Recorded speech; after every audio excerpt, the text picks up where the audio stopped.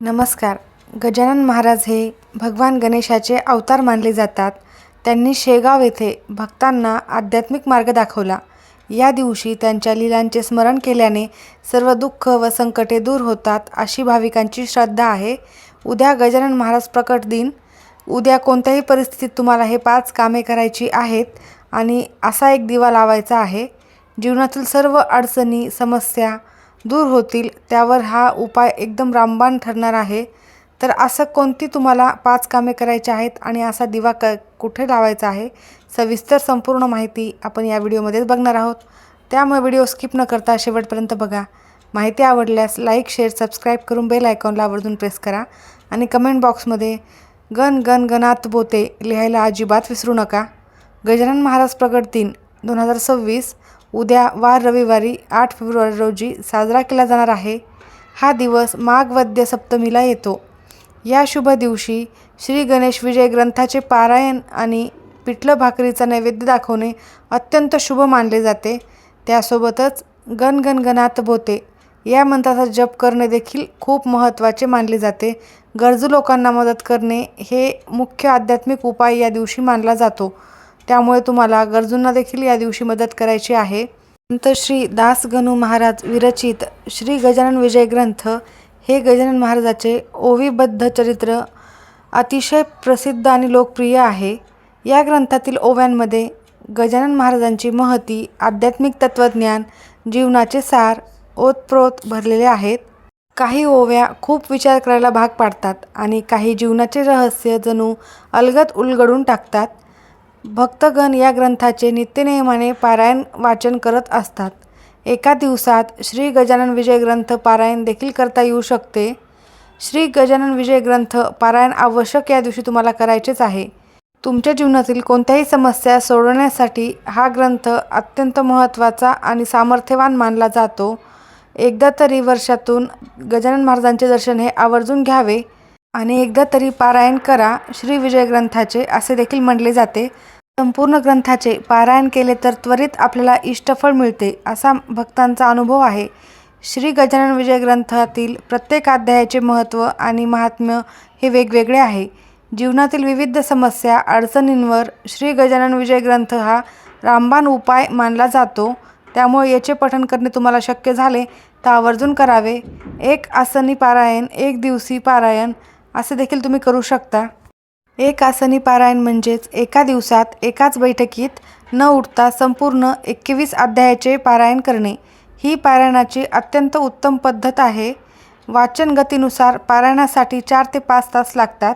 गुरुपुष्यामृत योगावर केलेल्या एक आसनी पारायणाचे विशेष महत्त्व संत कवी दासगणू महाराजांनी सांगितलेले आहे. त्यासोबतच एक दिवसीय पारायण या एका दिवसात पहाटेपासून रात्री उशिरापर्यंत आपल्या सवडीनुसार 21 अध्यायाचे पारायण करता येऊ शकते. आजकालच्या धकाधकीच्या काळात एक आसनी पारायण करणे शक्य होत नाही, म्हणून 1-2 ब्रेक घेऊन बरेच भक्त मंडळी पारायण करतात. ते एक दिवसीय पारायण मानले जाते. जागतिक पारायण दिनाला वरील दोन्ही पारायणापैकी एक पद्धतीचा वापर करणे अपेक्षित आहे. वेळेचे बंधन व व्यस्त जीवनप्रणालीमध्ये या गोष्टी लक्षात घेऊन आणखीन काही पारायण पद्धतीचा वापर आपण करू शकतो. शेवटी महत्त्व याला आहे की तुम्ही मनोभावे केले पाहिजे. त्यासोबतच गण गण गणात बोते या मंत्राचा जप देखील खूप पॉवरफुल आहे, म्हणजेच शक्तिशाली आहे. हा मंत्र देखील तुम्हाला जप करायचा आहे. तर उद्या आवर्जून तुम्ही या ग्रंथाचे पारायण करा आणि हा मंत्र जप देखील करा. तुमच्या आयुष्यात जर काही समस्या असतील तर तुम्हाला त्या समस्या दूर करण्यासाठी हा एक उपाय देखील करायचा आहे. तर कोणती 5 कामे करायची आहेत ते मी तुम्हाला सांगणार आहे. त्यानंतर आपण हा छोटासा उपाय बघूयात. उपाय काही फार अवघड नाही आहे, अगदी सोपा उपाय आहे. आणि उद्या कोणत्या वेळेत करायचा आहे तर उद्या तुम्ही दिवसभरात कधीही करू शकता. जेव्हा तुम्हाला शक्य होईल, जेव्हा तुम्हाला वेळ मिळेल त्यावेळी तुम्हाला हा उपाय करायचा आहे. शेगावला जाऊन संत गजानन महाराजांच्या चरणी लीन होण्याची ओढ असणे स्वाभाविक आहे. पण काही कारणास्तव तिथे जाणे शक्य नसेल तर निराश होऊ नका. महाराज म्हणतात त्याप्रमाणे गण गण गणात बोते या मंत्राचा आणि तुमची श्रद्धा जिथे असेल तिथे सदैव महाराज तुमच्या पाठीशी राहतील. तर या मंत्राचा तुम्हाला जप करायचा आहे आणि मनोभावे गजानन महाराजांचे मानसपूजाही करायची आहे. जर तुम्हाला शेगावला जाता येत नसेल तर तुम्ही घरीच काही गोष्टी करायच्या आहेत. तर सर्वात पहिले गजानन विजय ग्रंथाचे पारायण करा. त्यासोबतच तुम्ही एक दिवस किंवा ठराविक अध्याय वाचू शकता किंवा पूर्ण पोथी वाचणे शक्य नसेल तर किमान 21वा अध्याय देखील तुम्ही वाचू शकता, जो अत्यंत फलदायी मानला जाणार आहे. त्यासोबतच नामस्मरण आणि मंत्रजप. महाराजांचा मूळ मंत्र गण गणगणात बोते या मंत्राचा जप तुम्हाला करायचा आहे. तुम्ही माळ ओढू शकता किंवा मनातल्या मनात स्मरण देखील करू शकता.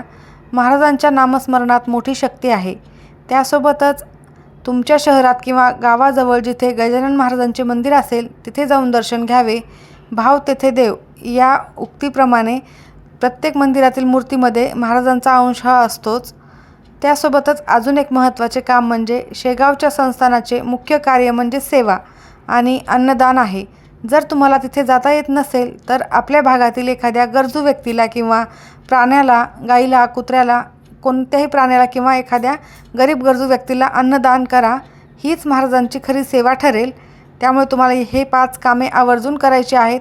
त्यासोबतच शेवटचे आणि महत्त्वाचे म्हणजे शांत ठिकाणी बसून डोळे मिटा आणि आपण स्वतः शेगावच्या मंदिरात आहात असा विचार करा. पायरीचे दर्शन, गाभारा आणि महाराजांची मूर्ती डोळ्यासमोर आणा. याला मानसपूजा म्हणतात, जी प्रत्यक्ष दर्शनाइतकीच प्रभावी असते. महत्त्वाची गोष्ट, महाराज हे चराचरात व्यापलेले आहेत. मी गेलो आहे असे मानू नका. भक्तियोगे मी पुन्हा येईल हे त्यांचे शब्द लक्षात ठेवा. तुमची भक्ती आणि विश्वास खरा असेल तर महाराज तुमच्या घरातही वास करतील. त्यामुळे तुम्हाला हे 5 कामे आवर्जून उद्या गजानन महाराज प्रगट दिनाच्या दिवशी करायचे आहेत. त्यासोबतच अत्यंत महत्त्वाचा हा एक उपाय करायचा आहे. जर तुमच्या आयुष्यात अनेक समस्या, अनेक संकटे येत असतील, तुमचे कोणतेही काम होत नसेल, वारंवार तुम्हाला कष्ट आणि मेहनत करूनही यश मिळत जर नसेल तर तुम्हाला हा उपाय करायचा आहे. कारण कोणत्याही अशा विशेष तिथीवर हा सोपा उपाय केल्यानंतर तुम्हाला तुमच्या आयुष्यात बदल झालेला हा दिसेल. तर तुम्हाला उद्या सर्वप्रथम सकाळी लवकर उठायचे आहे. त्यासोबतच शुचिर्भूत व्हायचे आहे.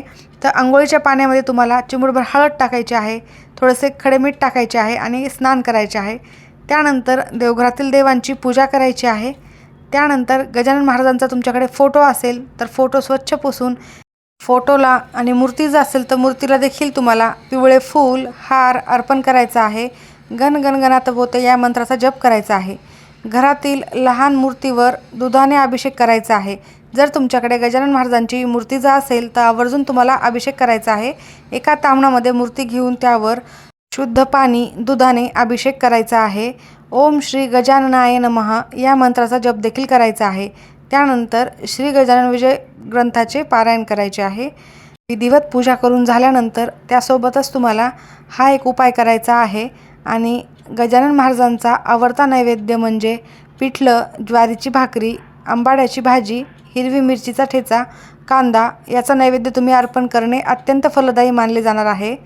महाराजांच्या प्रगट दिनी उपवास देखील करू शकता. गरजू लोकांना अन्नदान करावे. शेगावला जाणे शक्य नसेल तर घरच्या घरी मानसपूजा करावी. तर या प्रकारे तुम्ही नक्की सेवा करा.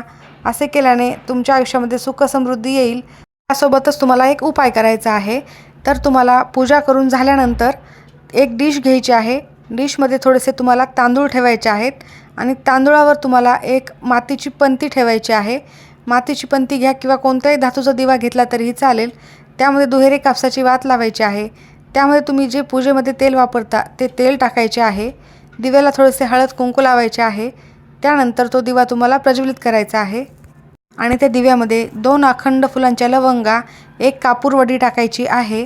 त्यासोबतच तुम्हाला 2 काळी मिरी टाकायची आहेत आणि त्यानंतर तो दिवा तिथे प्रज्वलित करून गण गणगणात बोते या मंत्राचा तुम्हाला कमीत कमी 108 वेळेला जप करायचा आहे.